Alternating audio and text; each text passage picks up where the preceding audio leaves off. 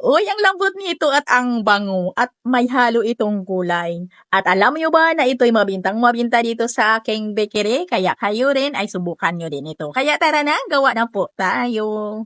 Sa ating recipe ngayon ay gagawa lang po tayo ng 500 grams ng all-purpose flour at kailangan lang talaga natin dito ng leche flan molder, yung mga hulmahan ng ating leche flan. So dito sa ating bowl, pagsama-samahin lang natin yung harina, yeast, bread improver at powdered milk.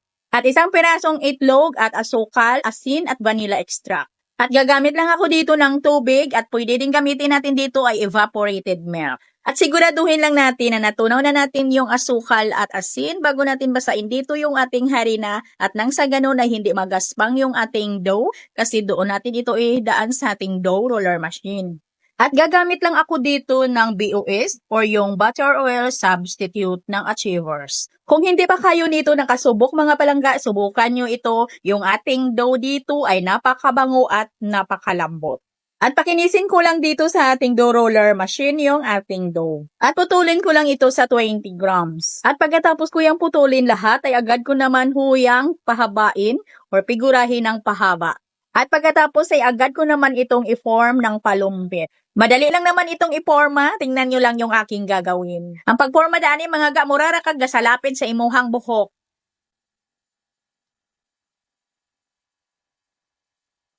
Ayan, ulit-ulitin nyo lang yung panoorin yung ating video para makabalo ka mo daana o marunong kayo. At yung ating mga molder ay kailangan na banyahan lang ho yan natin ng margarine or di kaya shortening. Bali may timbang lahat yung ating dough na 60 grams. Kasi yung isang figura natin or yung isang pahaba natin dito is 20 grams. Tapos tatlo yung ginamit natin kaya may 60 grams po tayo dito na dough. At nakagawa tayo dito ng 18 pieces kahulmahan. At paalsahin lang muna natin ito bago natin ito banyahan ng itlog at lagyan ng mga toppings. At habang nagpapaalsa tayo ay gawa muna tayo ng toppings. So dito ay meron tayong light brown sugar at lagyan natin ito ng first class flour or yung bread flour. At haluin lang muna natin yan at dito maglagay tayo ng margarine. At migos-mikusin lang talaga natin yan hanggang sa magkuha natin yung tamang consistency yung hinahanap natin dito na yung mga crumbs. At huwag lang kayong maarte. Oy, tinlo naman yung akong kamot day. Mga gamalinis naman yung aking kamay. Kasi hirap ito talaga maggamit ng gloves ha, pag ito yung ating gagawin. Mupilit man gud sa gloves gaoy. Tapos mo di ka kapag gustong kumot. Ato lang yun yung tarungon og kumot-kumot.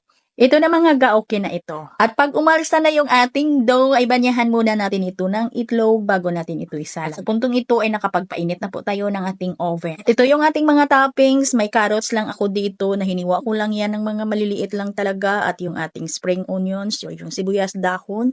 At lagyan natin ito sa ginawa nating straw seal o yung kinangkumot-kumot na to ganihab.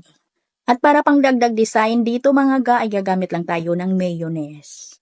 At lutuin lang natin ito sa may init ng ating oven na 180 degrees Celsius at niluto ko lang ito sa loob ng 7-10 minutes. At madali lang po talaga itong tanggalin ga, basta banyahan lang po natin yung ating mga molder ng shortening o di kaya margarine. At dahil kalahating kilo lang naman ito na harina, ay simple may tubo din tayo dito basta tayo mag-coasting lang. At ang bintahan natin dito is 15 to 18 pesos lang. Ay gumamit lang ako dito ng pangsapin natin ng paper plate na yung mga maliliit. At hanggang dito lang mga ga at bye-bye!